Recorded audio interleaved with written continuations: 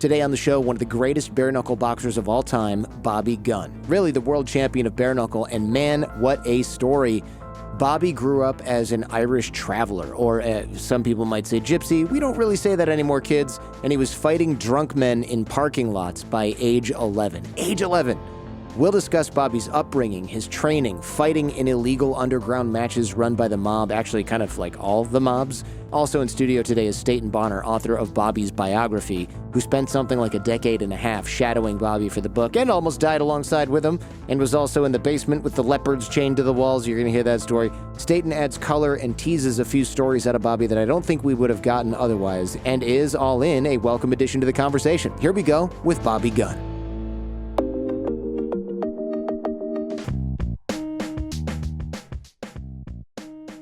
So listeners of the show know I usually don't cover sports, and this is not exactly a sports story, but the press release, which I seldom even bother reading for the pitch for this, caught my attention because I read, Bobby, that your dad had you fighting basically just drunk guys in parking lots at age 11. And I like, that's one of the craziest things I've ever heard about someone's childhood. Like, people like to write about their childhood and they're like, yeah, I worked in my dad's bakery and I got up at 4 a.m. And I'm like, wow, that really sucks when you're 15.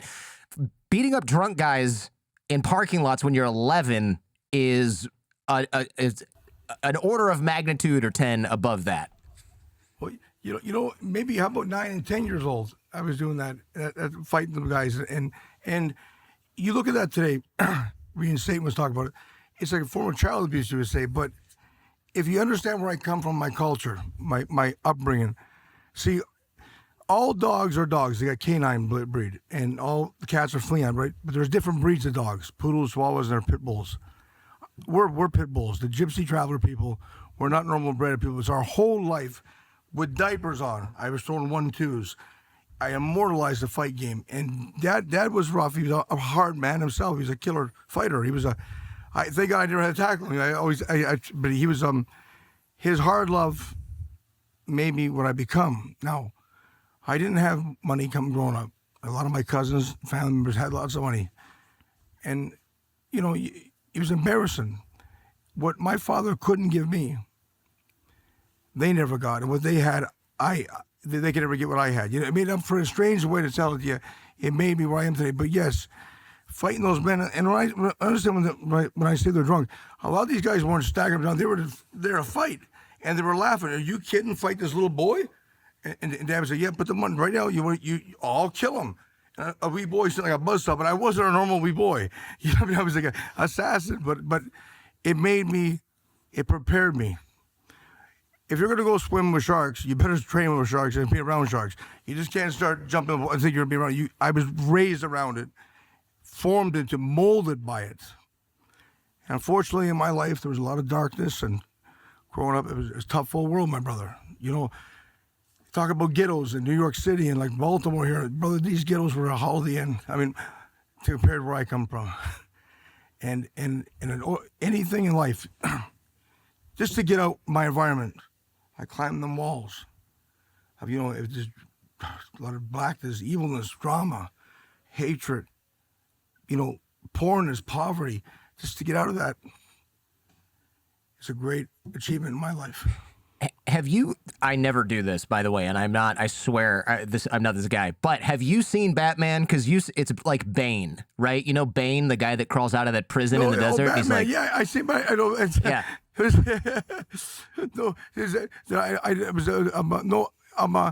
I'm like Batman and Bane. I'm like a movie character. It's insane, but the life we had, it molded me to where I am, and going and become a world champion in boxing and win the bare knuckle world title and fight these fights. But see, when I was fighting these other fights, these underground fights, bare knuckle fights, I was a seasoned fighter. At 13 years old, I was champion, amateur champion, national titles, and I was seasoned. And I remember one time I went and fought at an event. I beat this open class fighter, and it was a shock, right? Like, nobody could believe it. And I'm walking out of the arena, and the reporter wrote, he says, there he's playing with Rubik's Cube, talking to his mom, oblivious to what he just accomplished. Like I was a child. And it was normal, like the light switch would come on when a fight would come on. He was a whole different person. But my people we come from, fighting is a religion. Like, my grandfather was a champion fighter. My great grandfather, old Black Bob Williamson, was a great athlete. I mean, it goes back like hundreds and hundreds of years, and it's embedded in our brain. And when you're a kid, you're immortalized. You want to be like these immortals of the past, and it gives that drive, that push. But if I didn't have that push and drive, and the hard upbringing from my old father, I wouldn't be able to do what I've done today. And I fought some good men, and I have no regrets. I fought my heart out. But I know one thing: life's a fight.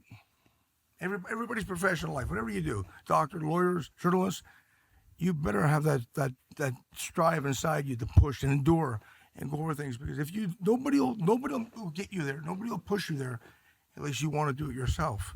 You gotta want it. I wanted it. I wanted to be better. When I married my wife, I come to this country. I was a young man, and I met her, and I fell in love with her. I was 19 years old, 18. I met my Rosie, and I said I wanted to give them everything I never had, and my kids. And I fought for them. I would do it again. Where did you move from? And I know you're a traveler, and I'm going to get into that because that is super fascinating. But where are you from? Is that even a question you can ask a traveler? Yeah. Well, all my people come from Scotland. We're Scottish gypsy travelers, and my dad's side, my mom's an Irish gypsy traveler. So when my dad married my mom, the Scotch and Irish, that was like a shocker. Like, whoa, wait a minute, the orange and the green, a big mix-up. And they produced a mutant like me.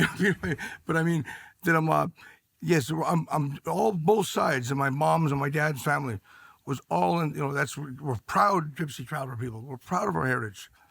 There's good and bad in all races of people, all over the world. Good.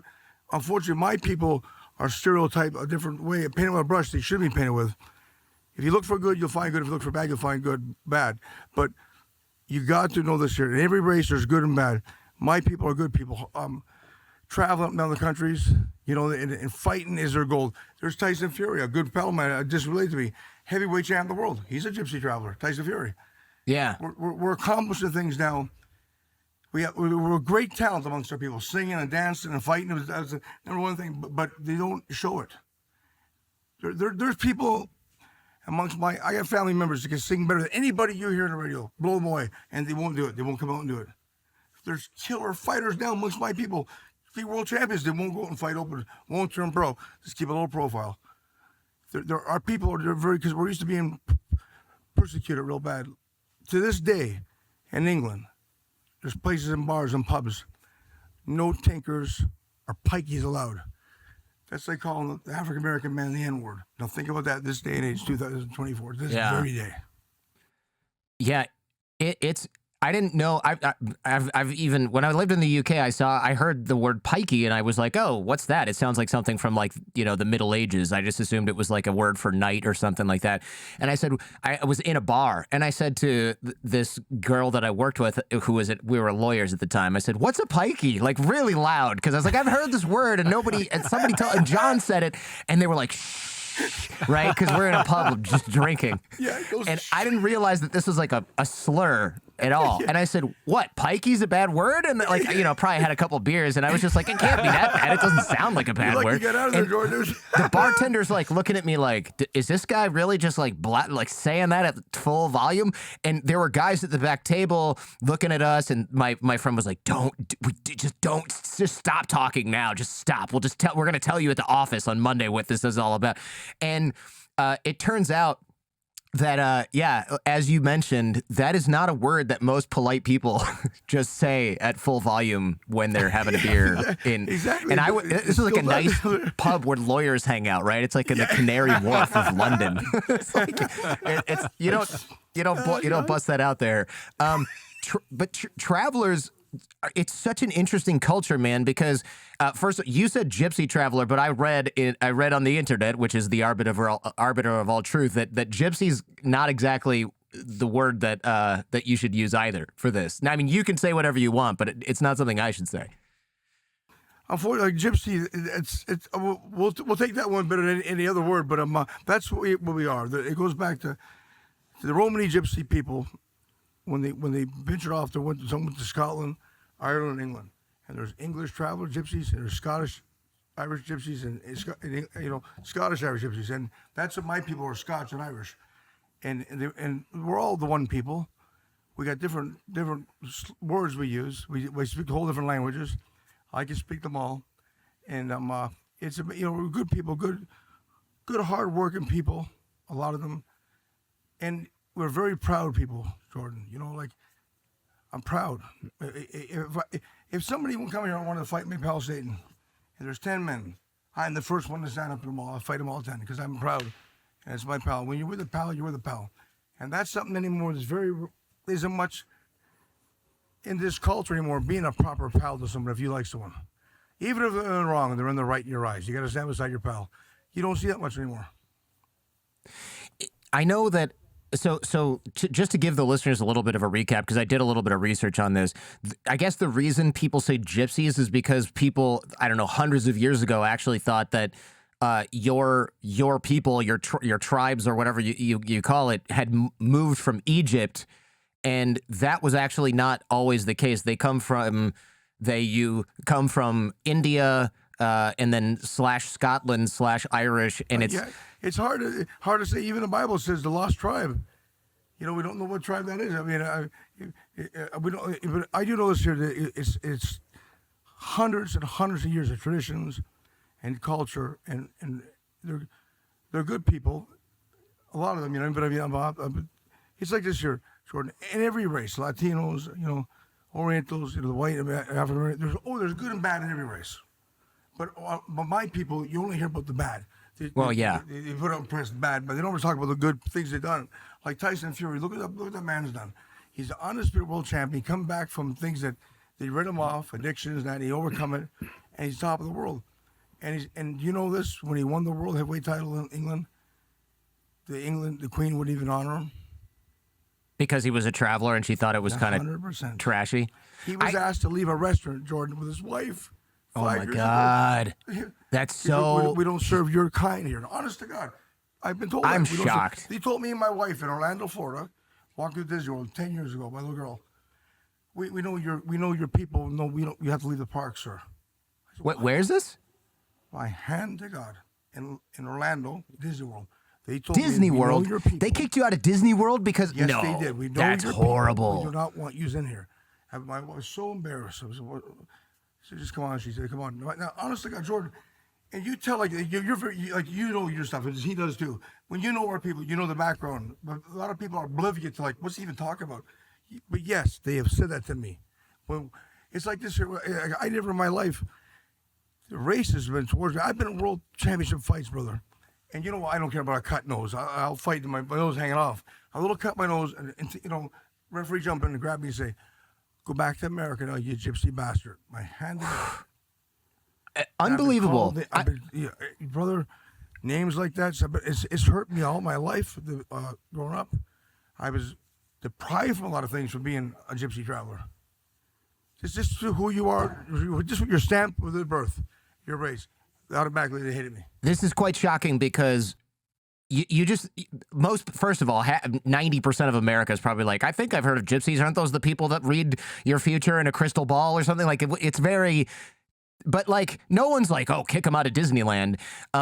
It's very rare. And I know that traveler culture is somewhat nomadic and there's all these different rules and things like that. There's a specific culture and religion, but I really thought that prejudice against travelers was something from the 50s and sort of had calmed down with the civil rights movement, and they, but apparently not, because Mike Tyson only gets kicked out of restaurants because he doesn't pay the bill. You're getting kicked out of Tyson Fury is getting kicked out because he's a traveler. It's a totally different thing. It's unbelievable, man. Oh my God, Mike Tyson, he knows when my people are real good. He used to hang out with my cousins, the Hiltons up in Canada. And he knows about the travelers real good. You know something, Jordan? Unfortunately, in this world, racism and hatred is something that will always be here. You just kind of got to roll the punches and move around it. You ain't gonna. God will change it, but all we can do is try our best to don't get involved with it, but to change it. Here's the problem. Okay, if someone's full of hate and they're rotten, you're not going to change them. Let them fade out. because you don't want to get yourself aggravated. Someone insults you, you're a fool to argue back with them. Just move on. Man, there's so much here. I got to kind of move on because I want to hear about the fighting, and so does everybody else. I know you have a language. Thank you for having me on, Jordan. You're a class Yeah, act. no, it's this is my pleasure. I wish I was sitting in front of you. Thank you for having me on. One of your languages, I know you speak like 5. One of them is called Kant, which is Scottish Kant. I thought I'm sure there's a joke in here, but it's like it's Kant because you can't understand what anyone is saying when they speak it. This is kind of like almost like Celtic sort of OG pre-English stuff that y'all speak. I mean, it goes way back centuries. It's really interesting. I'll give you a laugh about the can't, okay? My boy was training in a gym, and it was he's boxed this little guy. He's on a baby, and the black guy, the old trainer, was a good guy. And I remember I'm speaking cant to my boy. I says, "Fik him shan." That means get him good. Fik him shan. I'm trying to understand. Fik him shan. Fik him shan.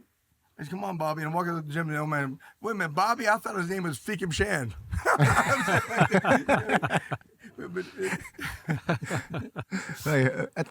Fake him shan. It just sounds. It's so man. I should do a whole show about traveler lifestyle because the history is fascinating. The lifestyle is fascinating. I know y'all have a lot of rules and different things that are almost kind of secretive. But let's get back to fighting for now. And if we have more time, we can talk more about the traveler. Yeah, I love talking about it. Thank you, Jordan. It sounds good to me. It's so freaking interesting to me. And tell me how your dad trained you. I know we sort of covered that you were fighting drunks in parking lots at age 11, but were you waking up in the middle of the night to do that? Because I know I'm in bed by like 9:30 on an ideal night because I got 2 little kids. An 11-year-old's typically. Yeah, unfortunately, those nights my dad would be probably drinking, and we'd be in an old motel or an RV trailer, and he pulled back up, the lights would be in the high beams, and that's when you knew, something was wrong. Mom, she says, she would let him sleep. Don't do this. Don't do this. Oh, Jackie, get him out. Jackie, get him out. Come on. Jaw here. That means come here. Pagger the gadgie. That means beat up the man. And that was it. Oh, him? I'm not fighting him. Oh, you're chicken shit. I'm no chicken. I'll fight. And then we boy, a buzzsaw, bust this one up. And this one like this in front of the bumper like this. And the old man. And he said this word. I know it sounds crazy, but he said to me, "What a right we gadgie." That means what a right we man. And when he would say that, it took away all the craziness because my dad, he showed me that love. It sounds weird to tell you that, but that was my life, and I love my old man. And I thank God for his craziness. Now his training methods, Jordan, was insane. Besides abuse, yes, a baseball bat with foam on it, duct tape. And I go like this. And to this day, I'm calloused. You know what that means, calloused? Like your hands. I'm hard as to this day. It's all like bang. I get no body. Bang, bang. And we go like this. Boom, boom. And you get down like that. Oh, good. What a right we man. We're gadgy. He said it was okay. And then at nighttime, a black and white TV set. An old videotape. Where I'm talking about everybody else had color TVs. We were living rough, you know what I mean? In an RV trailer. And watch a fight film. Maybe the film be 20 minutes, but him make me watch it for 3 and 4 hours. And me shadowboxing, copying the fight film, and pouring the sweat off me. And it would sit like this behind you. And no, do it that way. And when you got it down, when you got the fight move all done, oh, come here, why we chant? Boy, what do we chant?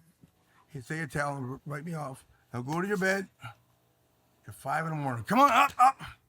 Run. And follow the car behind you and beep the horn on your ass if you wasn't going fast enough. What? So he's following you with a car and honking at you, and you're just yes, he would come running on, like that. Maybe run you over, Jordan. You better run me over, Jordan. I had to run. You know what I mean? So I was terrified. And then run you over. Right, we had you big up for you. But, he was tough.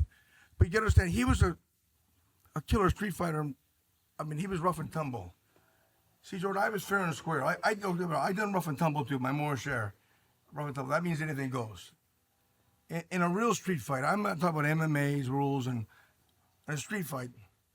I bite your nose or you're right off your head because you're going to do it to me. Oh my God! Rules. Them fights are evil. I did more of them. I share them. I don't like them. I didn't do a fair and square deal. But my father, that was his life, them fights. And he mastered them moves and how to do things. Like, even to this day, these guys don't do none of the stuff that my dad could do. There's little moves they do. And he was tough that way. And my mother, she was a champ of all champs to put up with him, boy. He stole her when he married her. I'll tell you what, it was the biggest heist ever happened when he married my mom. My mom was a good woman, but my mom was a tough woman too, Jordan. Okay, she put the old man on his ass with her. She had a right hand. She hit like a mule. She was a tough old girl. She put her hair back in a bun and she rolled a heartbeat, the old girl. And I thank God for Jordan because it's a rare thing I'm telling the world. But it is me, it's my story. And there's only one Bobby Gunn. And I'm here to tell you is that where I come from, to overcome what I come. If I can do it, you all can do it. And that's a fact. Your upbringing, most people can't relate, right? At all. You were saying earlier that your dad would... Okay, your dad would wrap the baseball bat with duct tape and what was it, like a T-shirt or something, and whack you in the belly with it, like, and make you run in front of the car. And it's just like, this is such a I'll say unique way to show love for your son, I suppose. But it makes sense in context of him being also raised like that, and just when you look at your community, the best fighter is the guy with the most respect in a lot of ways. And so you're the king of the hill, and he wanted that for you because that was what was important. That's what I'm hearing anyway. Is that accurate?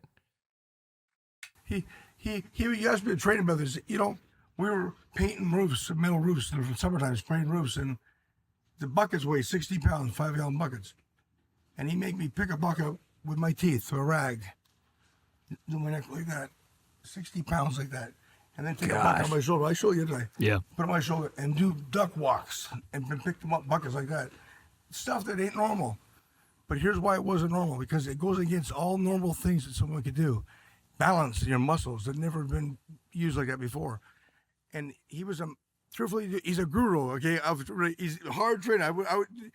He wouldn't sell this day and age. The Marines wouldn't take him on, okay? But to do that business,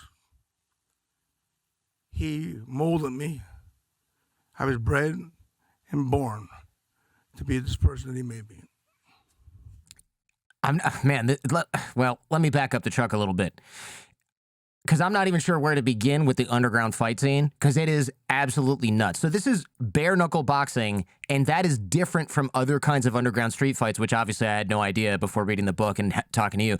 Can you explain a little bit the difference between regular boxing, bare knuckle boxing, and you said the what was the anything goes where you can rough and tumble, where you can just like rip someone's nose off? Goes, Jordan. Okay. Rough and tumble fight, that's just a street fight. Okay. I mean, I had over 100 of those. They're not good, but I mean, anything goes. There's no rule book. There's no rule book in a street fight. That's bad business. But fair and square means, Jordan, let's say me and you're going to fight, Jordan. Well, Stayton's a fair play man. He'll be the referee. Now, how much money are you putting up, Jordan, to fight this fight? You want to challenge me? You're putting $5 grand? Okay, I got to match the $5 grand. Winner take all, Jordan. You can't go home a loser. Yeah. You got to win that money or you lose everything. Right. Oh, man. Now, in pro boxing, there's a price already guaranteed for the fighter, win, lose, or draw.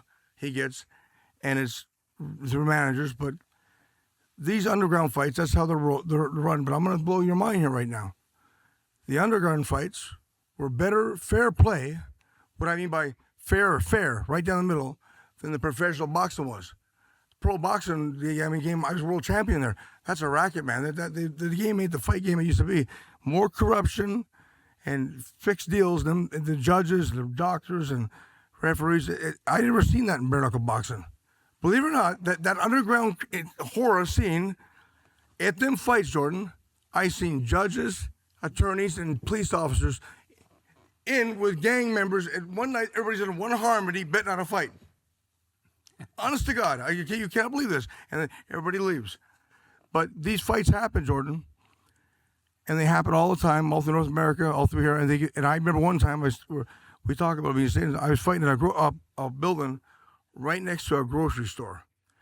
And I mean, there's a it's a bloodbath. There's newspapers on the floor drying the blood up. Can you imagine somebody walking the next aisle, maybe an old grandmother or granddaughter, oblivious to this world of wall? That's how close it is. We did one fight, Jordan. There was a fight, a bare knuckle fight. Across the street was a police station. They were oblivious to what was going on right across the street. I mean, maybe they knew and they just didn't care because the chief was over there with the district attorney with a bunch of guys they arrested the week prior who are out on bail. It's insane. I mean, it happens, and the underground circuit was here before I was here. I mean, you go back to the movies like Charles Bronson, Hard Times. You ever see that movie, Charles Bronson? Yeah, Hard like Times? when I was 9 or something, probably on TV. Fighting all they were doing, but it's just been going on for years. And even though now the sport is sanctioned, there's the professional bare knuckle boxing, but there's still underground world, and it's still thriving. It'll be here before I was born. It'll be here when I'm dead and gone. The book just has tons of stories about you go into a trailer park and then there's a fight in there. There's like a parking lot where they set this up, and really it's like straight out of a movie, and it seems.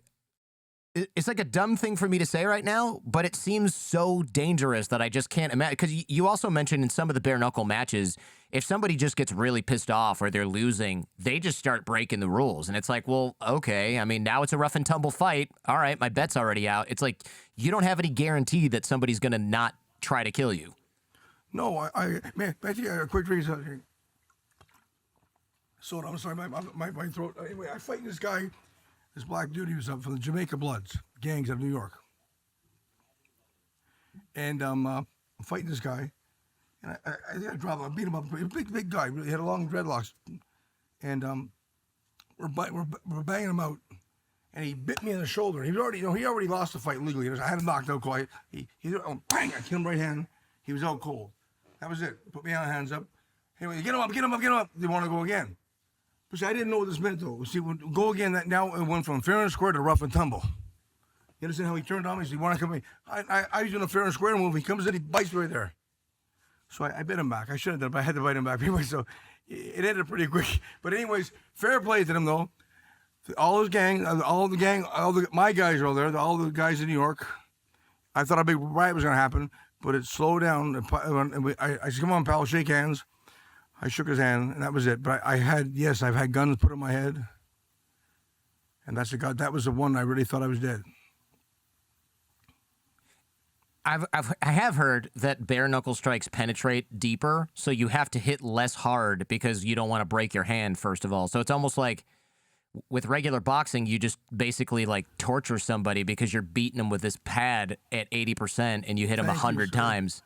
Right, Jordan, you're the only guy reporter. You're very intelligent. What you said there. That's what I've been telling people for years. Honest to God, you take my hand in pro boxing, you wrap it now with gauze and tape. It's like a cast. You put that little 10-ounce glove on like this, and you put it in that glove, and they call cutting the glove. They don't tell you it's not illegally. They pull back the glove like this, and they squeeze it, and they take the laces, and they make that leather tighter. Now let's whap. You hit hard as you can. That's more damage to the head and the brain. Now take that glove all the way. It's a naked hand. I'm not going to hit as hard. I got to pick my shots. Pop, 40% power, maybe 50. I don't very rare hit somebody hard, unless it's his stomach. Bop. I knocked many men, my body shot out. I mean, I dropped them, but I don't want to hurt my hands if I don't have to. But boxing, I think, is way more dangerous than bare knuckle fighting. And here's the fact for you, my brother. In bare knuckle boxing, I think there's only been 2 fighters been actually killed that they can count for in life. Even an underground scene, but boxing, what is it, 25, 30 fighters a year die? And MMA fighters think, well, that's a lot of numbers. Brain damage and stuff like that. Yeah, that's the thing is like over time, if you get hit it's never good to get knocked out by getting punched in the face or whatever. That's never good. But I mean, we all saw what happened to Muhammad Ali, right? I mean, we don't need more of that. That was brutal. Speaking of brutal, I was raised the old school too, how to try to roll the punches. See, the art of fighting is gone. Ali was the greatest of all time. I love him. But what hurt Ali was when he got older, Jordan, he started rope and doping and sitting on the ropes, letting George Foreman, these monsters. George Foreman, I was a young boy. I watched George Foreman break a punch-up bag in a gym with 20-ounce gloves on. Smack! These were animal monsters. And Ali's sitting there taking these shots for 8 rounds. Ali did it too long. He was the greatest of all time. I love him. But the deal is, Jordan, I was trained by the old timers, the art of slipping and rolling. You think I'm getting hit, but I'm not really hard as you're hitting, but I roll with the punch, roll. It saves the fighter. Fighters that do not know how to do this are walking on their heels, a 20-year-old punch drunk. And walking on their heels means your equilibrium is gone in your body. Your balance is gone. That's how you'll find most fighters, Jordan, you'll see MMA fighters or boxers, they walk funny on their heels. That means they got damaged, them boys. And I was fortunate enough to see what happened to me, Jordan. I was born crazy, so it straightened me out my brain later in life, the foot punches. But I was, thank God, as a little boy, the art, and I had the best trainers, my dad, but I trained with the greatest trainers that ever lived. And I took everything and asked me how to slip and roll and punch. And that's what saved me in the game, being able to do that. That makes sense, right? So even if you're like, oh, I'm not going to be able to stop this hit, at least I'm not going to let it connect really well. Take a shot. Believe me, I mean, I've been hitting some good shots. Don't be wrong. But I mean, 90% of fights, I protect. I roll how to roll. You see, your body is it ain't just this. Your whole body, your shoulder, the hand, and bare knuckle boxing. I can do this. I catch. See, you throw punches, right? I'll catch here, Jordan, or I'll catch here, side, bop, bop, bop. In boxing, I can't do that because my hand is kind of tied up with a glove and the hand wraps. I can't really protect myself like I can in bare knuckle boxing. It's a different world. It's a different world. I've seen bum bare knuckle fighters, Jordan, knock out world contenders and boxing champions in an underground street fight. I believe that because they're used to being able to take a few punches or get lined up. But if you just take one bare knuckle punch, I saw a video of you that you texted me where that really big dude, you kind of just like tapped him in the eye. It didn't even look like it was that hard. You told me later it wasn't that hard because you didn't want to blind the dude. And he went down, he was like squealing like a pig. And I was like, oh man, that definitely hurt a lot. And that's the end of the fight. There, Jordan. You see my hand here, right? Most boxers, they punch like that. Look, pop. And bare knuckle, I'll take these two knuckles right here. And I'll sit back and I'll just turn it. Boom, boom. And that little shot, bop, right in the eye. His eye socket broke right there. Excruciating pain. That's what happened to the poor fella. He went down. And I feel bad for him, but you know, I did what I did. I mean, that's what I had to do it. And I had to win because I had to try to help my family the best I can. And I don't want to. I had to. That's how NFLs do. Your family is my life, Jordan. Yeah, of course. No, I think it was probably one of the most humane things that I'd seen. It certainly looked like after that he was done. You didn't kick him in the head or anything like that. I mean, that was the end of the fight. And he went home and he patched himself up. But yeah, he probably doesn't have brain damage. He wasn't knocked out. He was just hurt. I'd rather break my eye socket than get smashed in the head 48 times during a fight that I maybe won. You know, Jordan, unfortunately, though, that was a lot of these fighters, if I see they're hurt in bare knuckle, I could do a lot more damage. A lot more, but I don't. It's a body. I like to bop and drop them. I don't want to hurt no one if I don't have to. But there were some fights I was in, and I fought people that were bad, evil bastards. They tried to do me in. I mean, bad intent, a sinister agenda they had from the beginning. There's some people are rotten. I never had that, Jordan. See, Jordan, a proper fighting man, right? A proper fighting man is a good man. It's a heart. A proper fight man ain't a bully. I'm a bully slayer. I don't like bullies. I don't like it. But I'll give, if I have $1 in my pocket, I'll give it to you. I'll take my shirt off back and put it on you if you're cold. That's how I am a man. Because God gives to those who give. But a bully, if you look at their life, they're constantly targeting someone and putting someone down because they're jealous of someone. And they pretend to be a bully and a good person. And I've dealt with a lot of them in my life. And sometimes I fought some bullies. And they're the ones that, you know, that they really deserve a good beating. Yeah. It must be, I don't know if this is the right way to phrase it. It probably feels pretty good to hit a real bastard in the face as opposed to a guy who's just trying to feed his family. Like, it's a totally different feeling. Yeah, it feels good to do it. Listen to me. Here's the deal. Some of them are bad. And I told a story in Satan before. One time I fought this guy. Some of these guys that fight in the underground, they're good people, Jordan. They're fighting for their families, you know. And I fought this guy one time, and he came up to fight. It was like a big old room like this, and we're boxing, fighting. He put $5,000 to fight. I put $5,000. I don't know if it was 5 or 10 grand. It was winner take all. And he's giving me a good old go. He's fighting me, but he runs over to the window, looks at the window. He comes back to me. He's fighting me. And he does it 3 or 4 times. And I'm thinking, I said, I hope this bastard got like a gang downstairs going to come and raid us here, try to rob us. Anyways, so Jordan, he looks out the window again. He comes to me. I hit him right hand. Boom. He knocked out. He gets up, and he was crying, Jordan. But I don't mean crying like whimpering. Tears running in his eyes like that. And he looked, and I walked out. He had 3 babies in the car. 3 children is his kids. He didn't have the money or get nobody to watch them. He borrowed the money to fight me. He really thought he was going to win. That was game. Listen, that was game enough now. He come like a proper man to fight. He thought he was going to win. So I give him back his money. I feel bad. What's that? Not me, is it? The phone here? I give him back his money. I was heartbroken. I feel bad for him. But what I'm trying to say to you is that these guys are in the fight game. They're fighting for the better life for their kids. And there's a lot of heartbreaks in America and everywhere in the world. There's things going on behind they're oblivious, man. Like this office building right now, there might be a bare knuckle fight next door we don't even know about. You don't know. It's so, but it's there. And everybody in there are trying to benefit for something. It's all about money. That's all it's about, to make a better life for everybody. It's a bit of a sad state of affairs where somebody who has kids and can't afford to have somebody watch them has to borrow money to go fight and put their body up against, somebody like you, because if they don't, they're not going to be able to pay for the food or their rent or whatever. Like that is. Oh God, yeah. He probably borrowed that off a loan shark.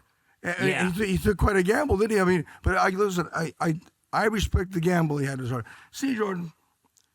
In life, to me, it don't matter if you win or you lose. I love to win, but I'm talking about in general. But having gameness about you, being a game person. What does that mean, game? Being a proper man. Don't put someone down when they're down. Don't talk about them when they're down. Help them. If you can help somebody, do it, and don't talk about it. Now today, Jordan, somebody will help you, and they want to post it on Facebook.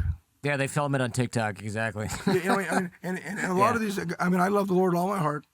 I'm no Bible thumper, but I know my Lord. But a lot of these ones today tell you that they're holy rollers. They're going to pray, they want to embarrass you in front of everybody. They want to take a collection, I'll help you. I don't take no help from no one, but I'm just saying to you, that ain't the right intentions. God is like that. People today, Jordan, morals is not where it should be in life. All the world, people in general, you don't see a lot of gamers no more. And I'll get back to being game. A game person was somebody will roll and chin. If there's somebody giving me abuse, a little bastard drunk, I'm gonna let him off. Go, my pal. You can beat me. God bless you. I'll walk away. Right now, it's being the fair play to Bobby Gunn. He could have killed that one, but he never. He's game enough. I know I could kill him. And he knows it too, but he's just making a scene. He don't want to fight. He wants to make a public announcement. That's what you're dealing with today. Not proper men anymore. Yeah, it's quite scary. In fact, I wonder, how do you know if you're going into some basement in the Bronx? How do you know you're not walking into like a trap where they're going to rob you, or they're going to say you throw this next fight or we're going to shoot you right now? Like I don't know. I mean, you're dealing with underworld stuff. Right? We was like we was remember George. I had a buddy called George, and he's a good guy. I love him. He passed away, unfortunately. And we were fighting fights, and these guys pulled guns out after the fight was over. And George pretended he had 2 guns in his pocket. Let him loose now! These guys thought he had guns, and they dropped the guy. This is insane, man. You can't make it up. It's like a movie. And we all got away with our money, too. But what I'm saying, I've had all this stuff. I had a gun put to my head. I'm honest to God, we're going to shoot me, a young boy. I said, son, don't do that. I said, put that down. I said, no. I got a little family. I said, I come to fight. And he's talking in his own language. Why don't you tell him the Russian story, Bobby, from the beginning? Well, listen, okay, I goes to fight this guy, right? And I swear to God, Jordan, I thought he had a sweater on. He walks from him, is that Harry? Like George Animal, I thought he had a sweater on, okay? He's some kind of sumo champion. Big bastard he was. God, he smelled too, though, God. Awful smell him, honestly, God, he did. It must have been the hair in the old, I don't know what it was, but anyway, a lawnmower. They should have got a lawnmower to clean him down before he fought me.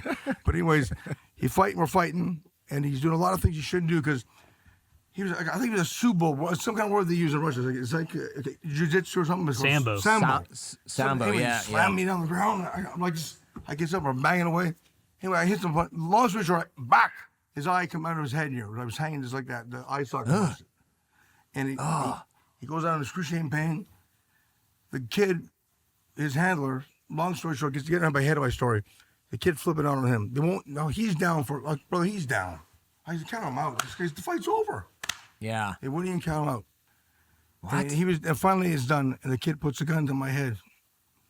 Now, just so you know, walking into this place was in New York. It's like a mansion. They had pet leopards, Jordan. Pet leopards, chains and wall. What? It's insane. That's how I say. You can't understand this, pal. They were doing things they shouldn't be doing. It was insane, brother. I mean, no authorities around talking. And I mean, the millionaire people, too. I mean, all mafia people. I don't want to mention it, but anyways, long story short, the old man in the background, I guess he was this old man was like this, he would put that down. He said, pay that boy's money. And honest to God, the boy like this. And I'm walking to that room, Jordan. My good friend Mike Normal was with me. Remember he told you? And you know, he says in Irish, our Jills is carved. Now that means we're dead. In Irish can't. Our Jills is carved. And I said, yeah. I said, yeah. Walking out, Jordan. Any moment, I said, lights out. Bang, I'm shot. I get to the old truck with the money. And I'm driving. And that was pretty well the end of it for me. I got out of that world. It was sort of probably my last underground fight, wasn't it? Yeah. It was my last fight. I just got done. I asked, I said, listen, I've been champ. I've been a champion underground for 11 years. I beat everybody. Everybody they brought in front of me. In underground, the underground association, the underground fights, the toughest guys you want to fight, Oriental, Puerto Ricans, African. Oh, I beat everybody they brought in front of me for 11 years. And I said, okay. I did. I want to get out. Get out on good means you can walk away, no problem. I said, I'm gonna tell my story. I said, okay, God bless you. You've done more than we can ever imagine. I shook hands. I gave them all a hug. I wanted away from that world because Jordan, I'm telling you, my pal, I thought I was gonna get killed that day. Yeah.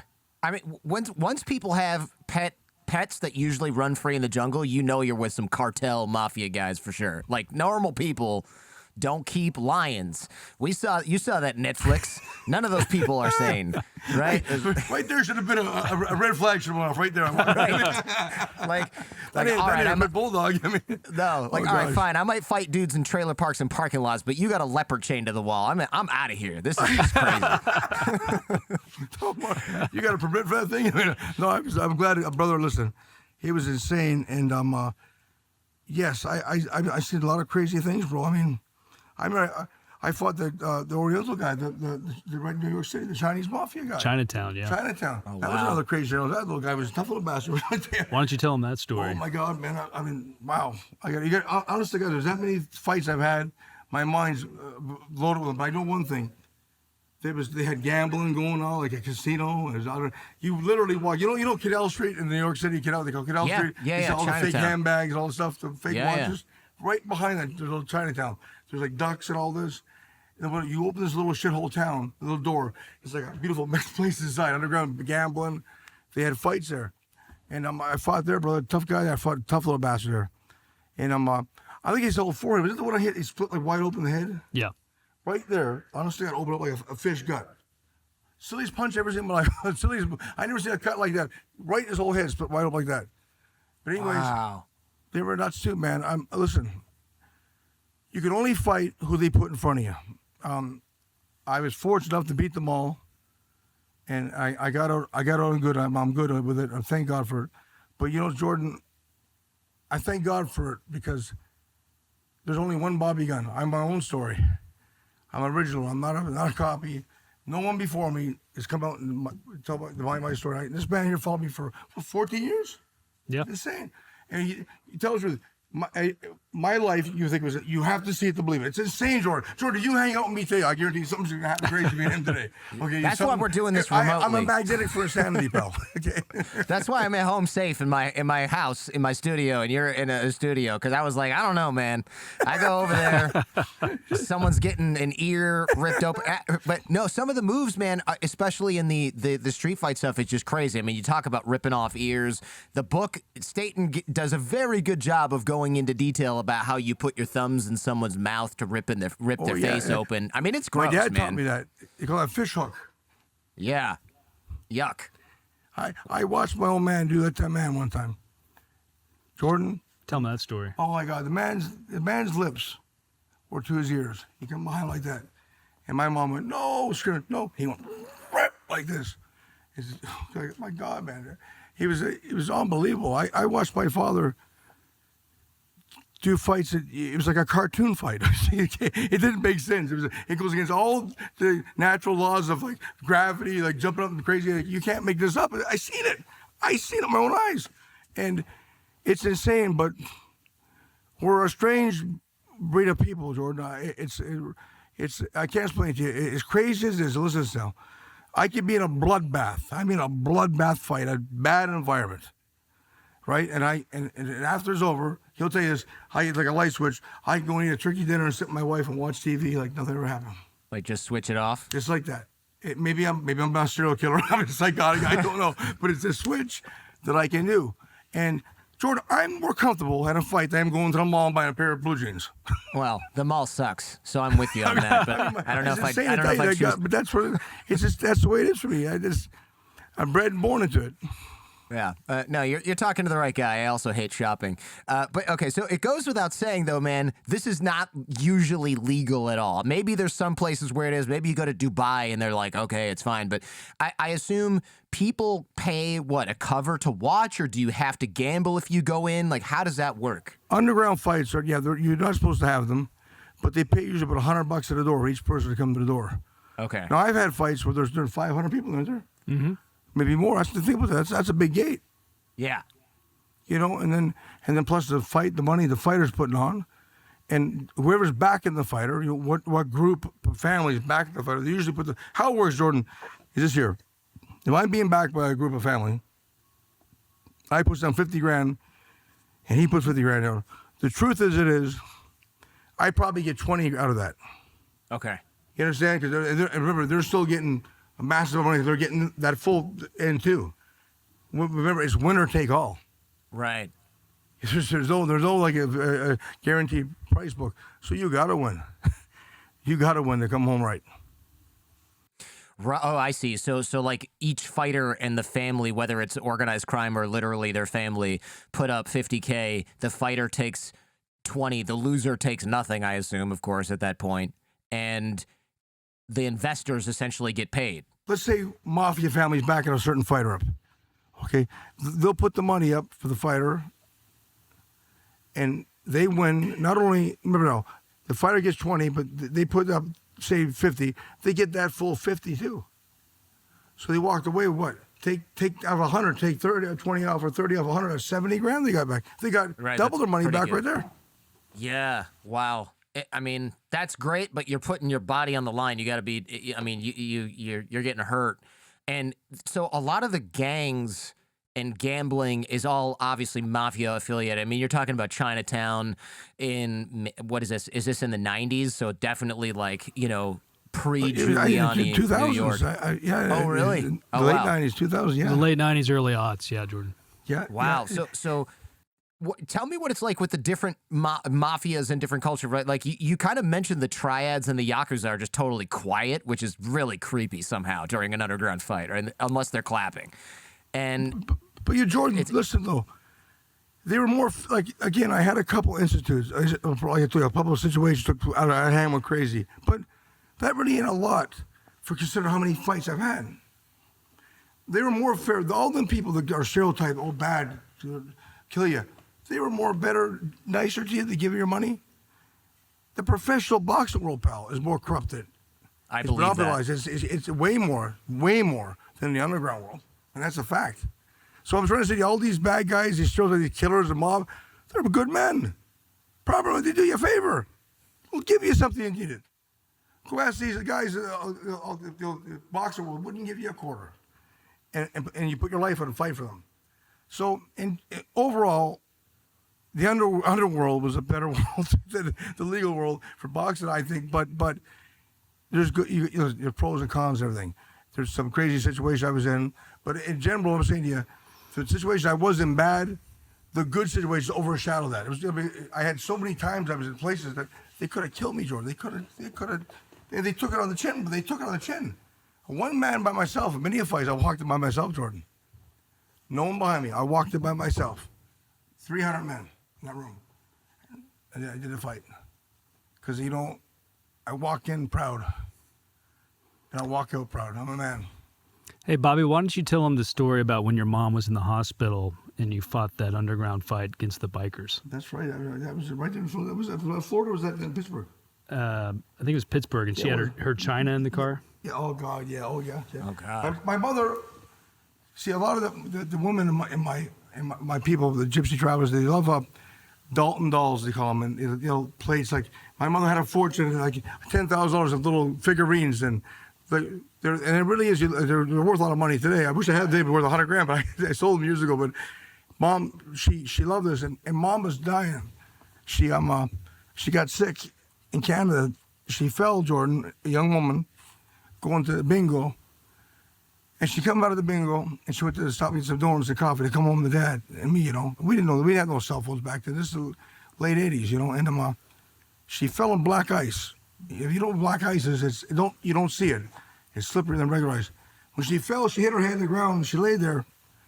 And you ever see somebody in a movie, like they'll stick their tongue on a cold piece of metal, and it sticks? Well, her wee face stuck to the ice. She broke her hip and everything. She couldn't get up, and roaring and screaming for maybe an hour laying there. Screaming out. Finally, they come and they put hot water. Got her face it was all burnt, and they give my mother bad blood, Jordan. They didn't screen it right, and it went like a cancer. It went off her body. She fought hard, but get ahead of this. We're in America now. I'm getting her the best medical help I can get her in Pittsburgh, and all of her stuff was in the wee van. I had a Dodge van, and I went down to the boxing gym to train a little bit. Long story short, there was a fight going on, and I had a bare knuckle fight to help my mom. But I was scared of mom. Was this the story? They broke the van? Which one are you talking about? Well, it's the one where you first got into introduced the underground. Yeah. And it was Johnny Varelli. Yeah. I met a guy.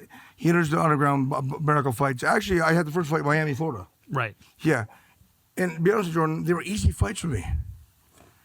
And I'm nothing great, but I was an accomplished boxer. Because I had crazy, but I was a trained athlete. You know what I mean? All my life I was trained, like an assassin, trained. And fighting these guys, I might be fighting a local tough guy here, a local bully. It was an easy fight. I couldn't believe how easy they were going down. And my mom ended up passing away, like I love her. But I was still fighting under Don King at this time. I was pro by Don King. Pro. Don King, the boxing. No wonder you know about the legit boxing world being so corrupt. You dealt with Don King. For 11 years, I see on record, you look at my records, he was an actor for 11 years. But I wasn't active. I was fighting. I just wasn't fighting with no gloves on. Right. When I come back, I come back, won a boxing world title, and it was like I come back, I was always active. But it's a world that I was introduced to. And back then, Jordan, there was no cell phones really. There was a payphone. You get told something, you show up, word of mouth, and very rare. I seen one fight maybe shut down, like police pull the parking lot, but never really seen anybody raided or. Yeah, that's funny. That was my question. I was going to ask you and Stayton, for that matter. Like, how do people find out about this sort of thing? You're just hanging out at a bar that's illegal, and they're like, "Hey, there's a fight," and okay, bring the biker gang, and the Chinese are going to be there. Is it kind of like because like a guy like me is not getting invited to the basement in the Bronx to go watch this generally? Just to finish the Pittsburgh story. Bobby's mother was in the hospital. Bobby needed more money to help pay for her surgery. He pretended to have the money. He was training. He was training in a boxing gym. The fighter saw his promise, asked him, "Hey, are you interested in making some cash in an underground fight tonight?" He came back, pretended to have the money in a duffel bag. Yeah. He didn't have it all. But they brought in a big guy, and Bobby beat him and took the cash and was able to help give it to his mom. Yeah. That booker, Johnny Varelli, yes. To answer to segue, then started booking Gunn in more fights and said, hey, you're good at this. And it was an underground network. Look, in all my years as a journalist, this is the most amazing story I've ever come across. Bobby's a true underdog tale, a real-life Rocky.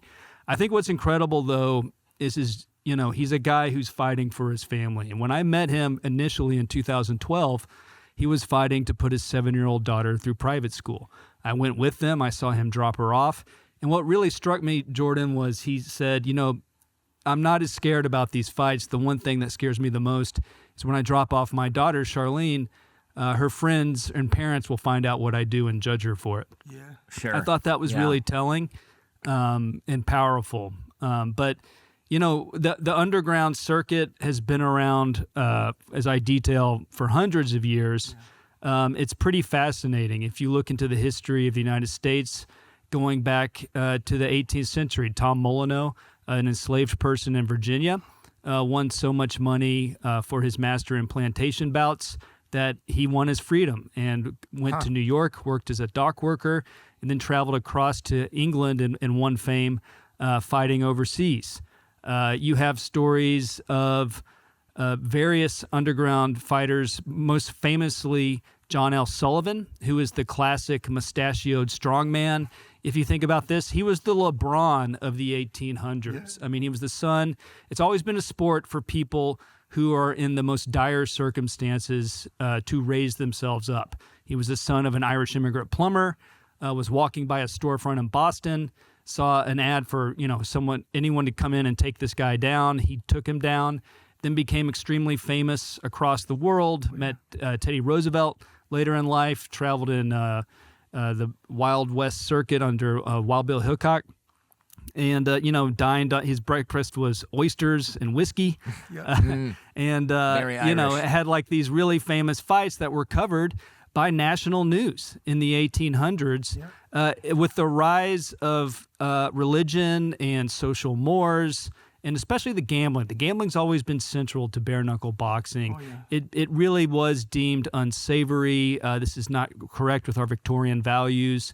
And that's when you saw with John L. Sullivan, he famously beat Jake Kilrain, whose descendant later actually was a Navy SEAL and ran NATO, and would cite his heritage in bare knuckle boxing as a testament to his toughness. Sullivan beat Kilrain in a fight in the late 1800s, was covered around the world, but got such backlash, authorities tried to chase him and arrest him. Boxing then came up in its place, and again, it's more savory to watch, but it's 10 times, the amount of damage to the brain. A good analogy is rugby versus NFL. We can all watch NFL with our kids on Sunday afternoon. It's you don't see blood much. It's pretty sanitary. But those guys can hit each other with extreme amounts of velocity impact and obviously do serious concussion damage. Rugby, by comparison, just like bare knuckle, barely any pads. It's bloody. Skin on skin is bloody. But those guys, studies show, don't suffer the same amount of CTE damage. And early studies so far in bare knuckle boxing, especially with the legal rise of it, with organizations like Bare Knuckle Fighting Championship, with Bobby was instrumental in bringing about, do show, look, none of this is safe, obviously, right? This is violent, but it does show so far less concussive damage. And I think what's interesting about the underground, though, and what was fascinating, as Bobby was saying, he was coming up in this in the 80s, 90s, early aughts. No cell phones. No. When I first met him, I went to Ike and Randy's gym in Patterson, New Jersey, walked through a chain. This is not Bally's, this is not Equinox. Yeah, I was going to say, that sounds like a place I was walking through a chain link fence, past a couple of pit bulls, down into through metal doors, this low-slung, cramped space. Used to be an auto body shop. And there was an old landline phone in Ike and Randy's gym in Patterson, about the size of a toaster. That's where we get calls. And that's where Bobby would get calls. So Bobby would come into the gym and, be like, yo, Bob, someone left you a message. It would be tacked on a wall, gun, and be a phone number. And that's where the Russian mob would call him, the Latin Kings, the Jamaicans. The Irish, everybody knew sooner or later Bobby Gunn's going to show up at this gym, and that's what we'll call it. And you told me you one time met the Russian mobsters that came to Starbucks nearby to work out a deal to fight in their mansion fight. Oh God, yeah, it's insane. Russians drink Starbucks. I didn't. Never would have thought. Remember the movie Rocky? How do I call you? Yo, call me. It was weird. I mean, that's how that little phone. That's where all the big fights come from. Word of mouth. See, it's a secret society. Nobody rats one another out. They all want to see it. So that's why they're telling the wrong people about it, because they're telling the good people. They all want to come and see it. But let me ask you a question. It's like the forbidden fruit. Everybody's attracted to see bare fist fighting. Like mostly. They want to watch that more than glove. Like, oh, it's because it shouldn't be done. It's forbidden, and attracts them, and that's a good selling point to it. You know, now it's sanctioned that, but to me, it was just the truest form of combat. Yeah, my first fight, I was working as a writer at GQ and met Bobby Gunn, and he was across the river in New Jersey, and I said I want to go to a fight. Yeah. I get a text. It just was an address. I left my office in Manhattan, right there in Times Square. Went to the address, was then texted again to another address. None of these locales are given in the book. That was a deal. But I show up to basically a parking lot. It's lightly raining. Bobby Gunn walks out in a black sleeve T-shirt with a baseball bat slung across his shoulder. Alrighty. And then David Feldman, who is now the founder of Bare Knuckle Fighting Championship and was a longtime partner and promoter with Bobby in Underground fights, basically came up and said if I ever put his name in anything connected with this, I'd never write again. Because it was illegal. And I saw a Hell's Angel and a Marine fight in a back room of an abandoned gym. And it was the sound. Okay. It was the sound of skin on skin. It's just this, this wet slap. Yeah. It's a different noise. It's visceral. And the person next to me turned to me and said, this shit's cool because it's illegal. Yeah. And so it was really the whole aura and essence in going to these fights. The fights weren't typically long, but it was wild, and that was my introduction to the underworld. You have to see it, Jordan, in person to really appreciate. Well, on film it's good, but in person it's that atmosphere. I would love sound. to see something like this in person. I'm not kidding. I'm gonna text Stayton after this and be like, all right, next time I go to New York, I'm gonna go to Chinatown with a pack of cigarettes and some aviator shades and watch one of these matches. Hey, Jordan, you know why I always wore the black tank top? That was my trademark, and a pair of blue jeans. You know why, right? Because if it did get raided, I put a coat on, and I slip in with everybody else. I fade away. Oh yeah. Yeah, you're just, hey man, I'm a stockbroker. Don't, I'm out of here. Sir, please put your hands on the wall. Thanks for watching on YouTube. Remember, you can also enjoy The Jordan Harbinger Show on Apple Podcasts, Spotify, or wherever you listen to podcasts. Our podcast feed is a treasure trove of insights from intellectuals, authors, spies, artists, athletes, pioneers, engineers, former mafia bosses, and business leaders, all sharing their secrets to success. For more information, click the link in the description. Now, back to the show. I totally understand, and I also understand the appeal of looking at something and seeing that it's illegal. I will say I went to a cockfight in the Philippines, and it was really gross because I didn't know they died. I had no idea the chicken died. I thought it was just like I don't know what I thought. That was a little gross because it was animal abuse. I wasn't really down for that. But there is a thrill of doing something like that's just kind of like, hey, this is illegal, but everybody here is doing it for a reason, and nobody's being forced into it, I guess. Although it's arguable, right? If the guy who's got 3 kids in the backseat of his car is really doing this instead of doing construction willingly, like I don't know. Yeah, you know what it is though too, Jordan. Sometimes somebody just can't get a break. Somebody just can't get a job. They have to go through hard times, and what happens is, they'll get a job next week, but next week ain't paying for today's food for the kids. You understand? That's all fine and dandy, the promissory notes. Sometimes the guy's got to do something right there in the spot, do something. And you just said something. I'm going to tell you something too. The cockfight, I seen them when I was younger. A lot of my people, the gypsy tribe, they're big into that too, the chicken fights. But I remember I watched one years ago, a chicken fight. And the chicken got killed, but he put a good fight up. And it just about got killed. And they stopped it. And the old man said, he said, can I have that bird? I said, what? Yeah, why? He took it. And I said, why, Uncle? Why'd you take the bird? He said, it's the fight in that bird. I'm going to breed that bird. Now, again, he did, and it become great birds they fought because what's in the person's heart.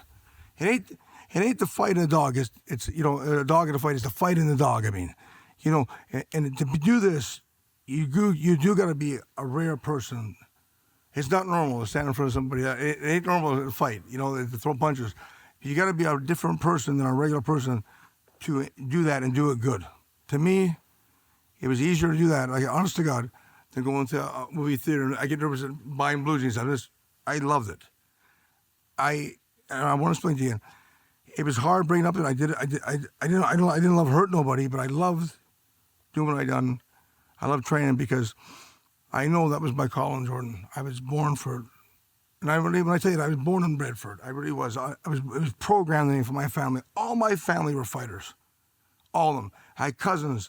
There was Canadian pro fighter champions, great fighters. I could middleweight. I had them all. I had cousins that was world champions too in Canada, and it was all bred into my bloodline.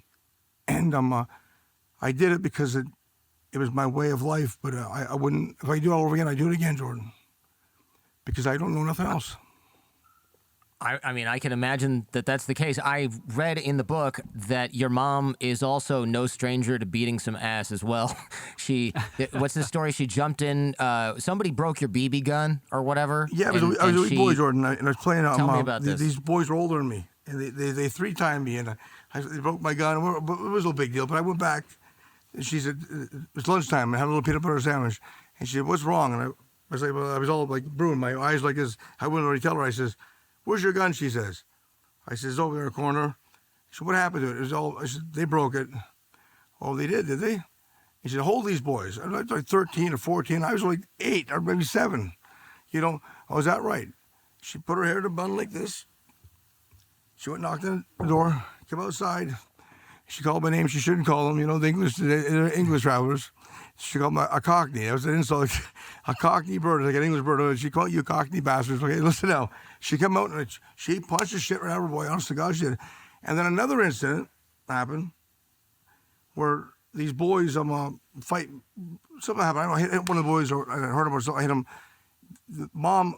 A fight broke up. Mom went right to the trailer, and they all come out. Mom, she took a roll of quarters and an old sock. I remember this. And she whacked the fuck right out. She split these two guys, woman up and down, and the boy started fighting. Mom hit the boy, but they started overwhelming us and Mom backs off me. So goes the trailer. This is where Dad shined like. This is where the crazy man shine like a superstar. This is what was the benefit of my dad. Now, okay, try to visualize the world here. Yes, you look at my stories, it's crazy. He's abusive, but this is where the old man was a champ. Comes home, Mom is cooking, but we don't know any moment are we going to be attacked by these people because they're uproaring. We're in a trailer camp, an RV trailer camp. We're over here. We can hear them. There's maybe 30 of them outside. They're getting ready. They're rallying each other up. They want to kill us. And Mom's cool as cucumber. Sit down, my boy. She's eating food. Dad pulls in. She does this. Now she's like, the band's home, He comes in like this. What's wrong, Jackie? Sit down. She said, I had a fight today and all this. And is that right? He went. He combed his hair in the bathroom. I'll never forget the trailer. All right, I'll handle it. And boy, did he handle it. He got in his truck. He went right through the trailer, head-on collision, punched the piss out of the men, laid them out low. The whole family scattered. People, police come down the park. Dad said, oh, sir, he said, the old clutch got stuck and it went through the fellow's trailer, but he's gone. I left it. I'll fix it for him when they come back. And the police left because the police don't want to bother gypsy trailer camps because they're insane, okay? A lot of times they won't even pull in the trailer camps. They might get robbed there. But that's the God's truth. So what I'm saying to you is Dad, in a heartbeat, would back his family. So he drove the car through their trailer? Is that what I'm understanding? Yeah, he did. He took his truck. He was smashed right through the wall. Yeah, he took they were scattered out the windows, Jordan, okay? Mom was, oh, my God. Mom was like, oh, my God. And I swear to God, brother, you have no idea. He'd come back, relax, put me pot of stew on, and Mom made him, it's like, no problem at all. Okay, just slaughtered the people, okay? You know what I'm saying? That's how he was. Just another day in the gypsy trailer camp. That's crazy. But, brother, here's the flip side. They would have come down that night. They would have come down and they would have mutilated us. I promise you that. So we're dealing with people. In other words, we're fighting our own kind, but they're bad. They're no victims there. I mean, they're out to get us. That's crazy. And just for a little bit of quick context, Jordan. Yeah, please. So the traveler lifestyle, they would live for 3 months in one place during the winter because it was too cold to travel in Niagara Falls. But in the spring, summer, fall, they would travel to all these different communities and stay in these campgrounds. And Bobby left school at 3rd grade to work with his father, doing odd jobs, asphalt sealing, paving, putting up barns, painting barns. A wee boy up spraying roofs 50, 60 feet in the air. And these were very dangerous. These weren't like KOA, mom and pop campgrounds. These were rough places. And what's interesting within the traveler world is there are different factions. When Bobby talks about his father and mother, one being an Irish traveler, one being a Scotch traveler, you've got to understand that's Catholic Protestant. Those factions of travelers, it was forbidden, especially in that age, for them to intermingle. And not to mention marry. So as a child, Gunn was essentially ostracized from both groups of travelers, really grew up lonely and isolated and found solace and meaning in fighting. And it's interesting you mentioned Bane earlier. So Tom Hardy based the accent of Bane on Bartley Gorman, who was a champion English traveler, bare knuckle boxer. And that was intentional. Say, he sounds like Bane a little bit too, not just the lifestyle, but the voice. Accent. It's a placeless. It's just an ancient kind of hard to place accent. I mean, when you talk to Bobby, he calls me his wee pal. I mean, it's like talking kind of like a 1940s tough guy with a slight Scottish accent. It's all you need the accent. It's weird. It's an itinerant nomadic people, and that was a big reason his father, Robert Williamson Gunn, who grew up as pre-WWE as a traveling wrestler, those guys would travel town to town, beat the hell out of each other, like that Mickey Rourke movie, The Wrestler, and then go to the bars. I mean, he was a really, really tough guy, and in his mind, it was abusive, but it was preparing Bobby for a hard life, forging him into a weapon. The truth is, the old man knew, for me to do anything, to come out of that environment, he had to be tough. Because I tell you, pal, the horror movie couldn't tell you the environment I come from. Tough. And thank God I was able to come out of it.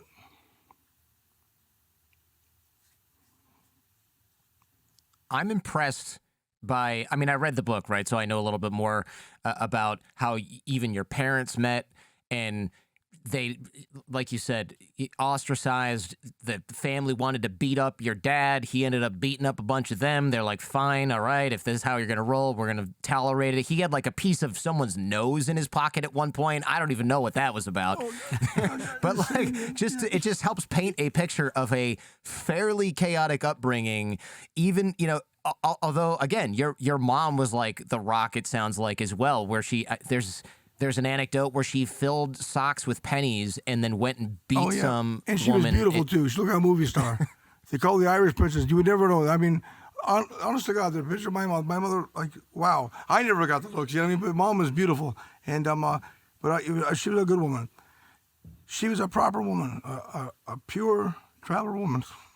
It's such a heartwarming story, and which is a weird word to use for somebody who grows up in bare knuckle underground fights, knocking people's eyes out. But Stayton did a really, really good job of telling your life story. And in my humble opinion, and Jordan, not only that, he put his life on the line. Incredible. Well, yeah, hanging out with you with the leopards chained to the wall. One time where you interviewed me, they wanted to rob his cameras, the guys around me. I said, you can't do that. I said, no, that's my wee pal. I said, you can't do that. Well, there's 3 of them, man will take. I said, they're not taking nothing. I said, brother, game enough now. There's a man right here. Brother, you'll fair play, you say. Honestly, you did a hell of a thing. He put himself in the line, Jordan, and he did it because he knows that there's a good people that understand the truth of what's going on in the world, but to do what you done, brother, it was quite a journey, wasn't it? Yeah, well, I was definitely nervous at times, but it was fascinating. And honestly, seeing Bobby, the other side of the traveler world, as he mentioned earlier, is their devotion to religion. So Bobby, no drinking, no smoking, no tattoos, would lie prostrate on the ground in prayer before fights. A father putting his daughter through private school with the money.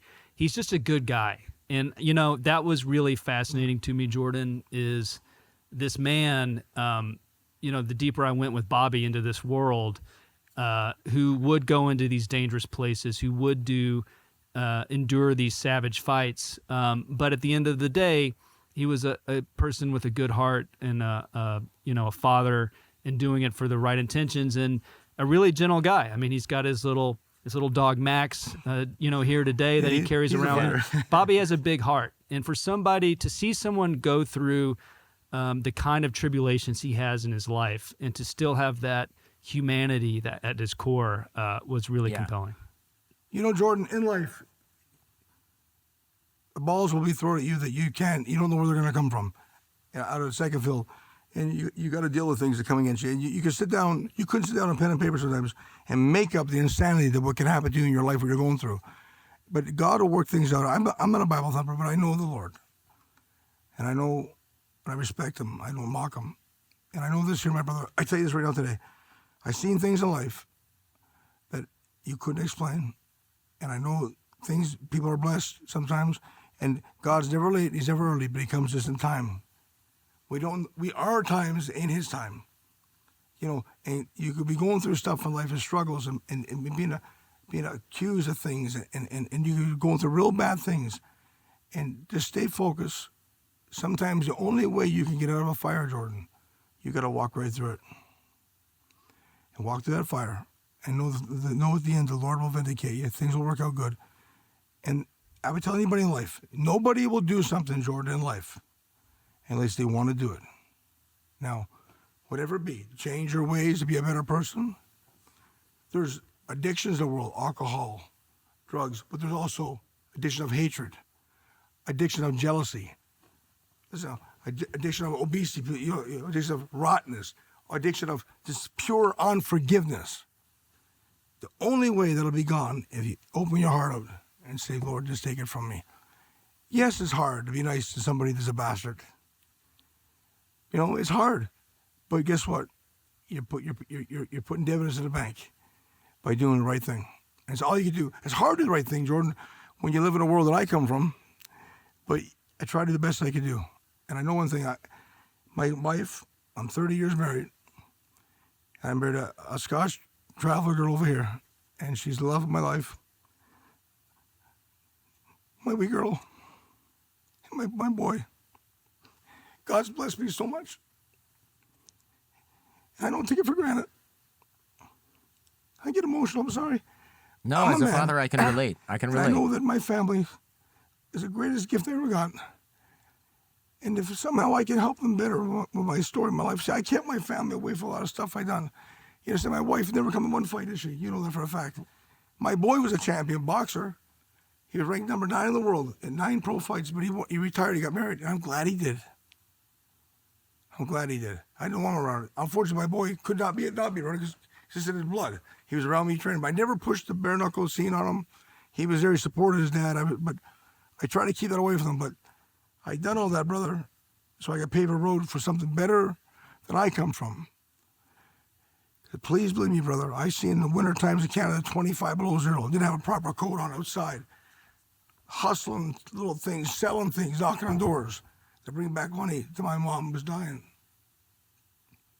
And my dad, he had his problems sometimes. My dad sometimes the drinking. And I seen that a lot. So I hate that stuff. I despise it because it could ruin a good man.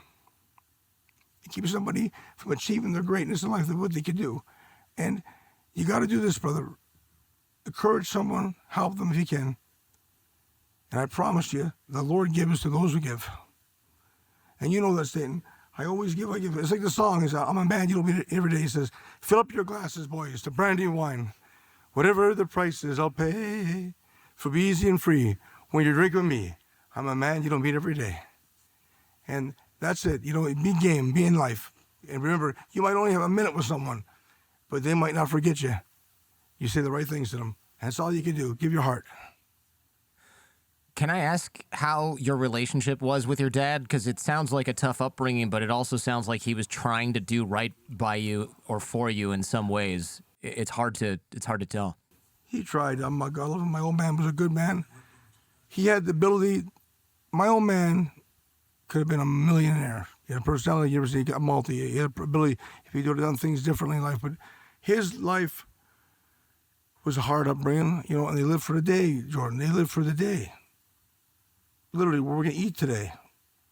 Go out and have a little job today. It was not thinking of the future on the road. And it was a hard upbringing my dad had. And I love my old man, all my heart. And I'm going to tell you something right now. Maybe, you know, in my eyes, he's quite a man. I remember one time we're doing a job at work, and we're painting a big old farm, and I guess the young farmer thought somebody else done a bad job, and we got the blame for it, right? So he pull over like this. I'll never forget it. The old man was driving. He had a cigar in his mouth, Jordan, and he had a sailor hat. You look weird, like a white sailor's hat, something you see in a Walmart. He's driving. I'll never forget it. Pull over this big guy, weird, like, you know, crazy farmers, like big muscle, like throw bales of hay up. This big guys. All I remember, like Hacksaw Jim Duggan, the bushwhackers. Give us suspenders. Oh, now the old man. Just 1 minute, son. He gets out. I'm watching. I swear to God, brother, I'm like this little boy. I'm like 10 years old, watching him. He gets out. He does this. He points his finger at my father. He throws a punch at my father. Dad misses it. Now, he's got a cigar in his mouth, Jordan. Okay, remember this. He jumps up in the air. Something it's unheard of. In the air, kicks him in the chest. Boom, knocks him back. Rolls back with a cigar, gets to the top and mounts him. Boom, boom, boom. This one's knocked out cold on a bumper like this. And I can't believe it. He walks back to the truck. The cigar never left his mouth. He's still smoking. He goes, your old man still got it, don't he, kid? I said, that's my dad. That's why he was a superhero to me in different ways. That's my old man. And I've seen things like that. But listen, if you don't got $1 in your pocket, that doesn't make you, does it? What makes you is here, your heart. You know, I might have $1 today, but maybe tomorrow I might have $100. Here's the deal. Every day, be the best you can be at what you do. And that's why you're a champion in your industry. So you're a top man what you do, because you work hard at it. I know you're a champion. I don't talk to you today. I see what you want something, you go for it. And that's why you're doing great, because you want it. No, you'll never do something in life unless you want it. Yeah, Bobby, tell him. But your dad is not done fighting. Can you tell him your situation? He's still fighting. He's almost 70. Bobby will have to go up to 82 years old. He was 82. I'm sorry, and you will. But the phone, you'll have to ring it once, hang up. Can you explain that situation? It's a weird deal. You gotta call him, one ring, hang up, wait 5 seconds, call him back. Then he might answer it. Oh, real quick, like people. Brother. Because people are looking for him, so he knows that's his son calling. Oh, my God. Okay. I was like, why is this all happening? Jordan, I'm sitting, I swear sense. to God, this is 8 years ago, I was sitting in it was Thanksgiving, right? Phone call. Ring. Your dad's acting awful silly. He attacked the man here last night. I went, who he attacked? Just like I said, no, this should be a reverse rule. It should be me in trouble. I said, okay, who he attacked?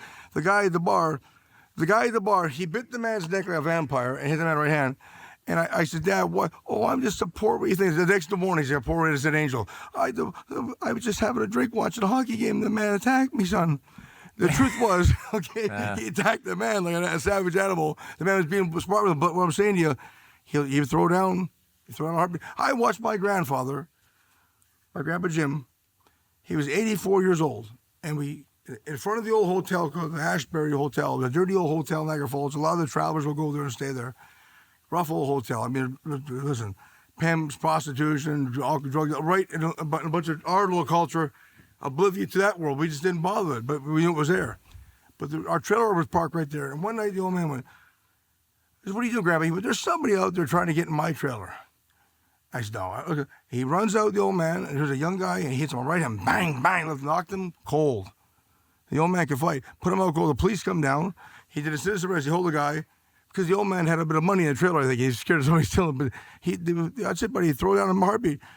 Listen, fighting to us, I mean that. And people understand us. It's bred into us. It really is. Like I said earlier today, all dogs are dogs, canine, right? But you got poodles, chihuahuas, and you got pit bulls. Whippets are made for running. They're bred for running. It's in a generation. Hunting dogs, the pit bulls, So I love them, but they're a fighter. You get a real one in a heartbeat, it'll turn, and they fight. They're challenged to fight.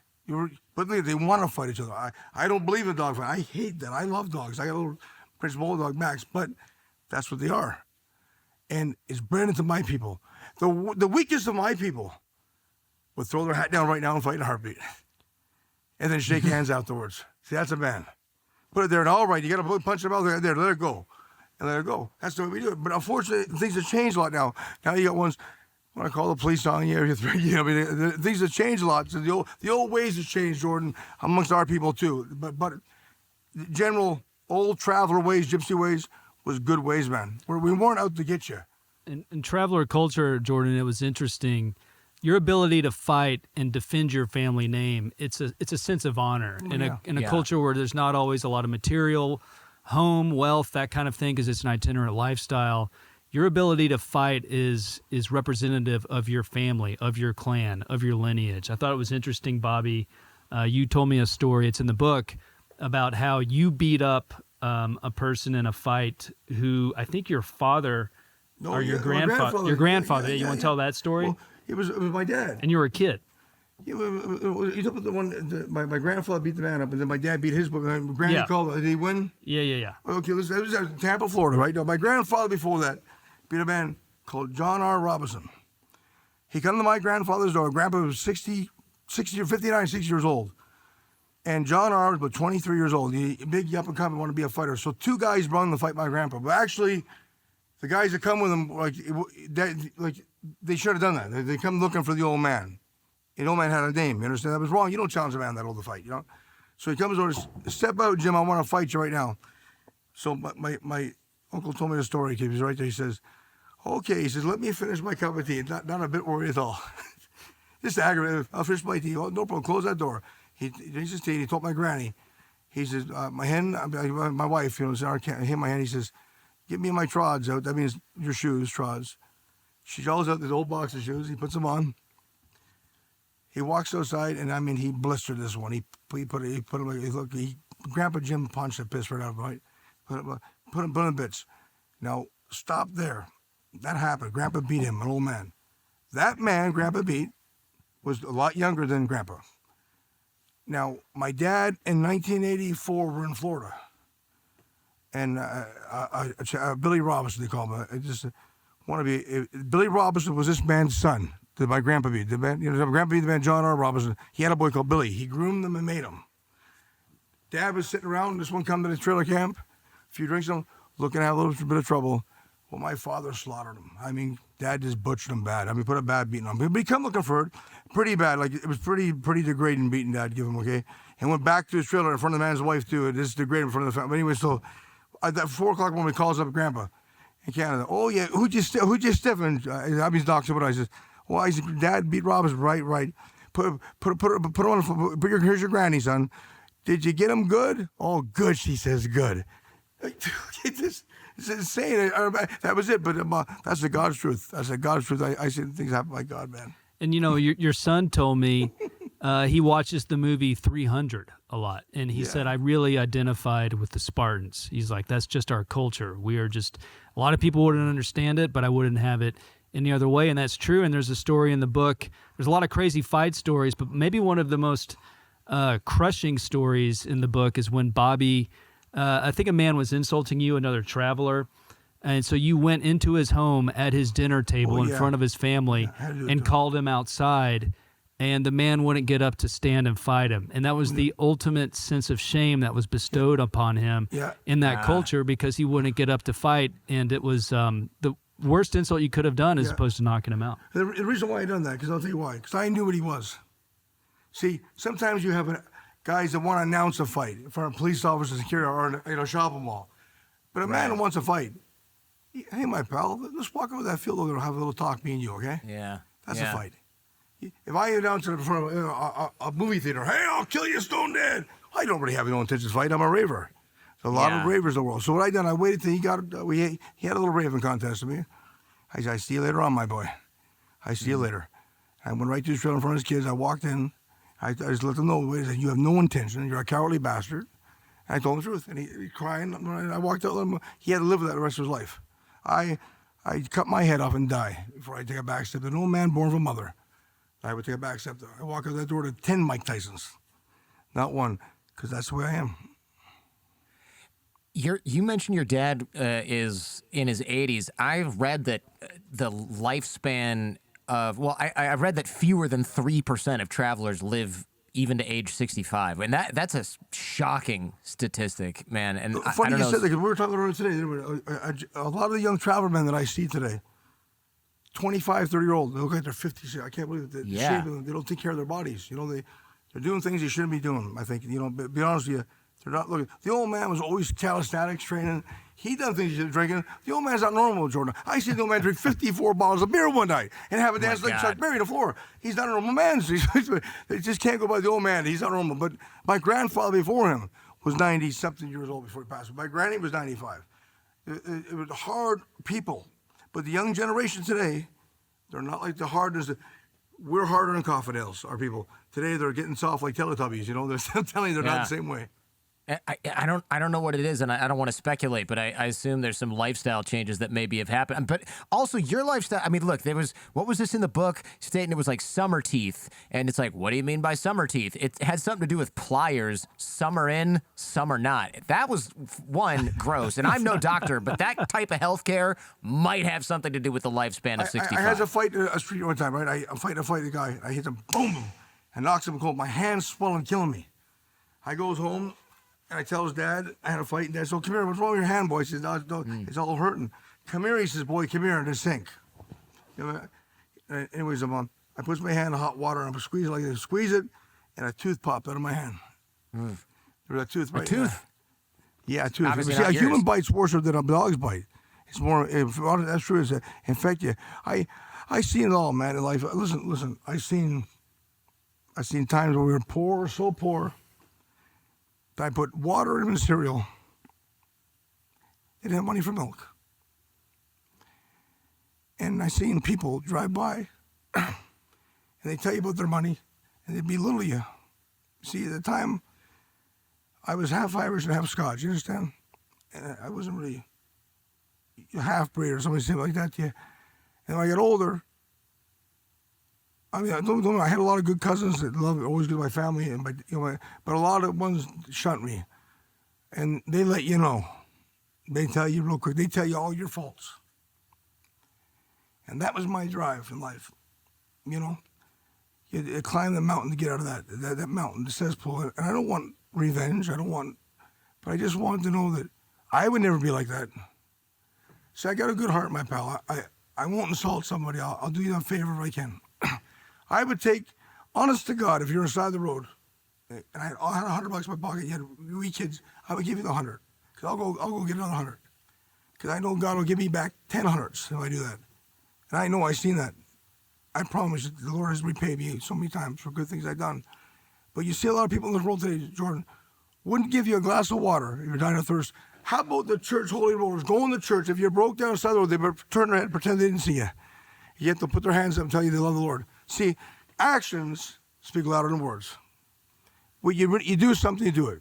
You know, it's like this here, Jordan. How many times you see in a bar someone raving up and down, I'm gonna kill her.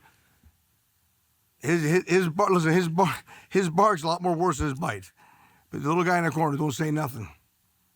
Start with him and you'll have one in your hands. That's the one you see. I learned things in life. The guy that raves up and down, blowing the big old horn, brother, he's the biggest puff in the house. And Jordan, just to speak to summer teeth, it's interesting the home remedies that Bobby was raised to be treated for his cuts. It's kind of like a Mad Max culture. It's an itinerant culture. A lot of it was based around automotive techniques. Gasoline. I think kerosene was rubbed on your cuts. Gasoline on the cuts. You said for sore tooth, a dab of starter Starting fluid on a swab for a bad infected tooth, it kills the nerve instantly. It's the way it works. I mean, I guess technically that might be effective for the wrong Brother, reasons. I see my old man do self-operations. Look, you can't believe it. And put WD-40 on it. Like, that helps. It make no sense. Okay, Dad. I mean, some things, brother, listen, I embrace the culture, but I won't do some things they do, okay? I'm more civilized that, but it's insane. That's I mean, I read the kerosene thing, like, oh, put kerosene on your cuts and help them heal. And I'm like, I'm going to Google this, but I think I already know the answer as to whether or not that's effective. Something don't add up right here. You know what I mean? Something doesn't, like, maybe it kills the germs, but it also puts gasoline or petroleum into your bloodstream. It's insane. Just the work we used to do, like we're spraying that little asphalt, that with no mask on, fumes for life in the big old barns. I was up when I was a wee boy. You know a 40-foot ladder, right? Extended, 8 years old with a 20-pound paint rod on my back. Go up there and paint that roof down. 8, 9 years old. Oh my God! And you couldn't see the roof, and you're looking like you're going. Go on. It's okay. Dad, trusted him. Okay, yeah, and spraying the roof down. Shh. And honest to God, brother, it made you better. Listen, I'm not complaining about it. It wasn't normal, but that was our life. Our life was normal to us because it was our life.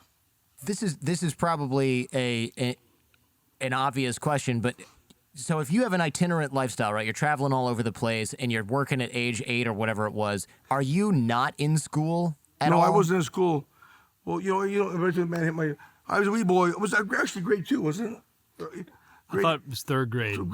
Second or third, whatever it was. Anyways, in Canada, they were very different than teachers in America, right? I was sitting down trying to figure. He accused me of cheating on somebody. He took a ruler and he hit my hand. Boom.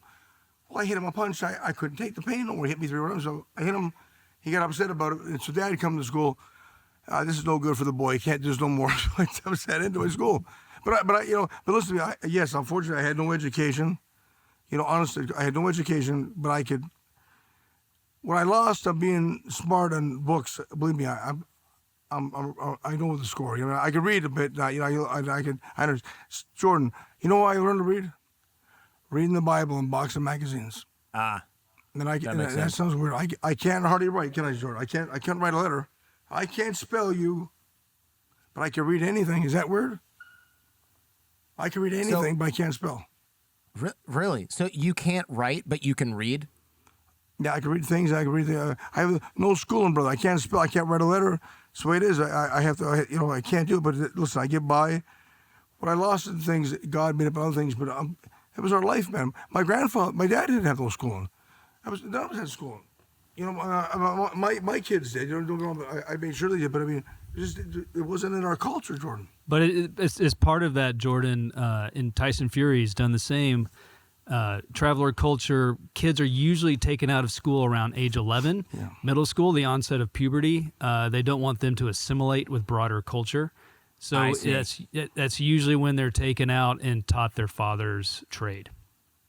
And Bobby got taken out earlier, but it's part of that cloistered culture to pull kids from formal education. And you'll read about the travelers. Like I said, there's different travelers. Like the Irish travelers over here. There's 3 or 4 different groups of Irish travelers over here. Full thousands of families.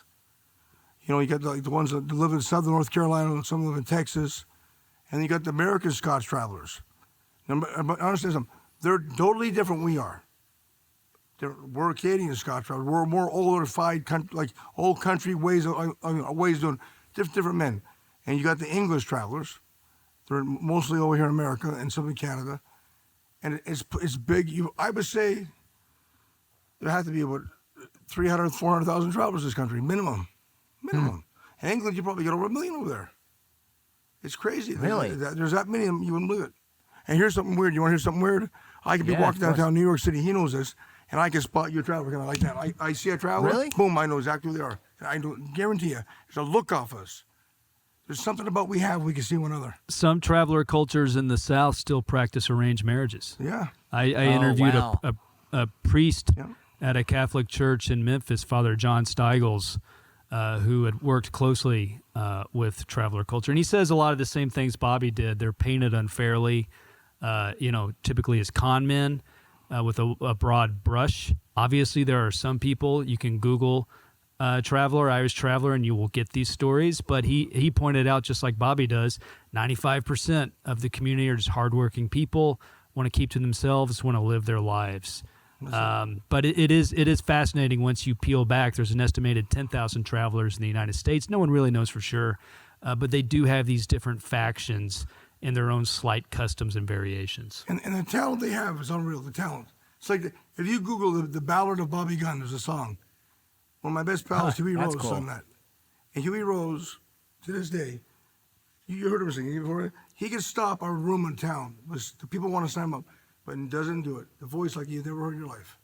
Talent amongst my people, it's crazy. You've never seen talent in your life like it.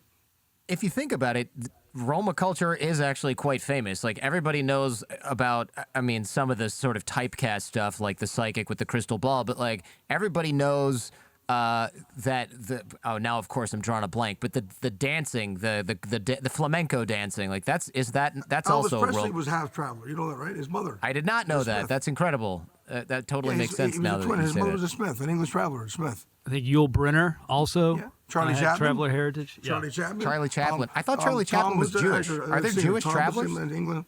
Wells. What's his name? Tom Jones. His half traveler. His mother was a traveler. The actor, what's his name? He played the old English actor. He played Yeah, I mean, Scoundrels. It's an oral tradition, Jordan, that they carry, and a lot of time I've been at traveler gatherings, and there will just be spontaneous songs break out. I mean, it's not a culture is deeply about academics and books, so to speak, but it is a gathering of community and a sharing of oral tradition, a sharing of song. So it's a huge wealth of talented people in the traveler culture, and as Gunn, is pointing out, some of them have broken through to mainstream, even though audiences wouldn't have known it. That's God's truth. I mean, it's insane. With our people, at any time, it could be weddings, parties. You have no idea what could break out. I mean, I fought Roy Jones Jr. Remember, coming back from the fight. Literally, just come back to fight. They stopped the fight. I cut my nose, which it is what it is. I walks back. I got everybody's being nice to me. Here's the hotel and here's the bar. Within seconds, I had a full fight with 3 or 4 people. My boy beat up one. We slaughtered him, and this happened right after the fight. And then after it was over, everyone went back to normal. It was all normal. That is so out of nowhere. bizarre. It's insane, man. It's the Wild West. And Bobby's definitely one of the most famous travelers. Tyson Fury's a world heavyweight champion. He said Bobby Gunn is the king of bare knuckle boxing. What's amazing about Bobby is, he came up under Carl King, who was Don King's son. Basically started at age 15 in Las Vegas, lying about his age, fighting in pro boxing matches, was a sparring partner, never really got his due, left the pro boxing world at about age 20, 21 when his mother died. 10 years he was in the underground and became a legendary, almost a myth, a fighter. But with the birth of his son, Bobby Jr., he wanted to show him he was more than that. Came back to pro boxing at age 30. I joined him for a lot of these fights. He fought major people, Thomas Adamek, James Toney, Roy Jones Jr. What was fascinating is a lot of these guys were world heavyweight boxers, world famous. They knew about Bobby's underground prestige now. Roy Jones Jr. came up in Gulf Coast, Florida. His father had, cockfighting bursts. He grew up around blood sports. I interviewed him at a fight, and he found it fascinating, Bobby's background. So Bobby is a truly amazing story, and he did become an IBA world champion boxer, cruiserweight in his own right. But it's this underground legend in bare knuckle that has, funnily enough, made him world famous. And now the sport that he helped bring back to the forefront of American culture is on the rise. It's the fastest rising combat sport in the world. Bare knuckle fighting championship has 48 events across the country and world this year. Valuation, they put it around $400 million. That's up from $500,000 they made in 2018 when Bobby fought in their first match in Wyoming. Wow. So it really is just an amazing story. And a lot of groups are coming up now. You got like the BYB that they're doing good. All these guys are trying to make bare knuckle boxing become sanctioned, which it is, doing it right. But I fought the greatest fighters in the world in boxing, and I did it. But I would like to say this here that I wasn't just fighting them. I had to fight the judges, referees. There was a lot of controversial stoppages. You're talking to me right now. You know I don't care about a cut. I had to stop fights on a cut. But the guys I lost in the ring, I tell you what, they wouldn't last me 5 minutes in the street. And they know that, and I know that in my world. My world is a different world. And I was the king of my world for a long time, and I run it, and I'm proud, and I pray to God that all my things I went through, I try to pave the road for now to be a sanctioned sport. I work so hard to make it sanctioned. We push so hard through the commissions to get it on, and now what it is going real good. It's doing wonderful, but I want everybody not to be out under the ground, like be above the ground, legalized, and making money off it and doing good on it. And I hope that maybe I could pave the road for these guys to do it today the right way. I mean, it sounds like you most certainly have. I know we're running out of time. I have a couple just quick ones here. So travelers are not supposed to socialize with people who are not travelers, right? Are you kind of an exception because you're a public figure? Well, you know, to be honest with you, I always kind of do my own thing. You know, it might be out of the box, but I thank God I got a good pal here. I met this band coming. When I first met him, I thought he was a nice, good-looking little guy, maybe a little nerd. I didn't know first his little shoes on. That's pretty accurate description, Bobby. What a man to come in. I'll tell you what. Listen, fair play to him though, Jordan. Like yourself, I know you're a proper man. He's a proper man here. He's been involved in a situation with me that my God, we family. I feel so bad if he come through it. But what I'm saying to you, yes, a lot of times you don't socialize other groups but listen, I'm glad I did. Because I showed I met a good pal here. We're like the odd couple, two totally different worlds, but thank God for it, Jordan. And maybe my book could do anything. I would say to you this here: well, I don't care who you are, what race you are, whatever serve God, whatever religion you serve it your very best. And I promise, if you want something, go for it. Because if you don't, you'll regret the rest of your life. And go for it. Don't let nobody tell you can't do something, because they can't do it. You block them out like a horse racing a horse. He puts the bridles in his eyes for a reason, because you don't see the horse to the right and the horse to the left. The prize, the finish line. Fun. You might not get there fast, but you'll get there. I promise you, do it. I would tell you, please go for it. Don't sit back and don't. I wish I would do that. Do it. Do it. Because you got one life. You got one name. You got one story. We all got stories. Everybody's got a book. Our own selves. Make your book a good book. Don't leave the pages blank. Fill in the gaps. Go for it in life. Because you can do it. You can do it. I did it. By God, brother, you can do it. I really wish we did this one in person. One, I would take you guys out for there's so many stories that we just don't even have time for. So I got to see you, Jordan. I want to come through and see you. Honest to God, I do. I want to see you. Absolutely. Also, I'd have you teach me how to throw a legit punch, because I only know like judo chop nonsense. And I'm like, I could learn from this guy. I could use at least one move, just in case. So I appreciate that. And hey, I wish you good health. All the best to you and your family, Bobby. Stayton, thank you for joining us as well. I know you booked a flight to get out there, and this has been a little bit of a technical cluster. And I just really appreciate you sharing all this today. It's incredible. And I love this episode. I think it's so interesting. Jordan, thank you. In closing, there's a poem in Edinburgh, Scotland, a wall. There's a poem. It says, and remember this, everybody hears this. It says, life's a time you only borrow. Yet here today and gone tomorrow. Like a wee snowdrop on a wee river, you're here for a wee moment and you're gone forever. Go for it. Time goes by too quick. Go for it. Thank you for checking out this entire episode on YouTube. If you want to follow up on this topic, check out our podcast feed or visit us on our website at jordanharbinger.com, where you can learn more about our guest and dive even deeper into what we discussed today. And remember, YouTube is not the only place that you can check out The Jordan Harbinger Show. Any podcast app should have us. Check out the links in the description, where you will find access to our shows that don't appear on YouTube, like Skeptical Sunday, where we debunk topics like crystal healing, GMOs, conspiracy theories, homeopathy, tipping, even lawns, to find out if they're backed by science and logic, or if they're just complete nonsense. Spoiler, many of them are complete nonsense. Also, our Feedback Friday shows, where we help people escape from cults, get raises at work, and take all manner of questions from you, the audience, all the way down to the bottom of the barrel. And every episode of The Jordan Harbinger Show has something useful you can take away and apply in your own life, and help you navigate what I know can often seem like the overwhelming and paralyzing challenges of modern life. Life can be hard, yes, but we are here to help. And if you appreciate how we help, remember to like, comment, and subscribe.